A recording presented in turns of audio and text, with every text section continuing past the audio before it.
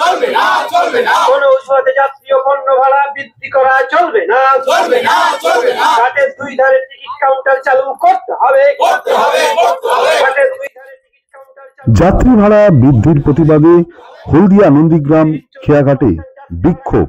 যাত্রী সাধারণের বিক্ষোভ দেখালো নন্দীগ্রাম হলদিয়া খেয়াঘাটে। ফেরি যাত্রী কমিটির ডাকে নদীঘাটে বিক্ষোভ নন্দীগ্রাম বাসিন্দাদের। খেয়াঘাটের ইজারাদারদের মনোপলি ভাড়া বৃদ্ধি ও অনৈতিক খেয়া ব্যবসার প্রতিবাদে এই বিক্ষোভ। হলদি নদীতে হলদিয়া টাউনশিপ থেকে নন্দীগ্রামের কেঁদোমারি যাতায়াতের পথে লঞ্চের যাত্রী ভাড়া বৃদ্ধির প্রতিবাদ জানাতে এই বিক্ষোভে সামিল হয়েছেন স্থানীয় মানুষজন। এই খেয়াঘাটে প্রতিদিন হলদিয়া শিল্পাঞ্চল কর্মসূত্রে হাজার হাজার মানুষ যাতায়াত করেন। নন্দীগ্রাম থেকে শ্রমিক, অফিস যাত্রী, নিত্যযাত্রীরা যাতায়াত করে থাকেন। ভাড়া বৃদ্ধির ফলে প্রত্যেকেই সমস্যায় পড়েছেন বলে তাদের দাবি। তাই যাত্রী ভাড়া বৃদ্ধির প্রতিবাদে হলদিয়া নন্দীগ্রাম খেয়াঘাটে বিক্ষোভ দেখালো সাধারণ মানুষ থেকে যাত্রী সাধারণ। ফেরি যাত্রী কমিটির ডাকে নদীঘাটে বিক্ষোভ নন্দীগ্রাম বাসিন্দাদের। খেয়াঘাটে ইজারাদারদের মনোপলি এবং তার ফলেই ভাড়া বৃদ্ধি বলে দাবি যাত্রী সাধারণের।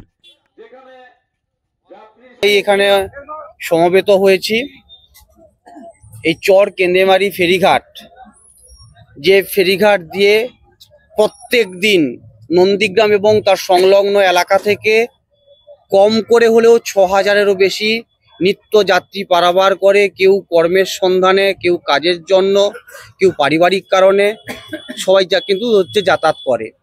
কিন্তু রাজ্য সরকার, জেলা প্রশাসন, জেলা পরিষদ, স্থানীয় পঞ্চায়েত সমিতি এবং যে গ্রাম পঞ্চায়েতের অন্তর্গত এই ফেরিঘাট, সবাইকে অন্ধকারে রেখে এই ঘাটে যিনি ইজারাদার তিনি অনৈতিক এবং অবৈধভাবে যাত্রী ভাড়া বৃদ্ধি করেছেন।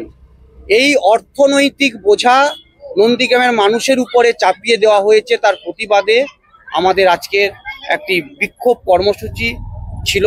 আমরা সকলে সমবেত হয়েছি এবং আমরা 72 ঘন্টার সময় বেঁধে দিয়ে যাচ্ছি।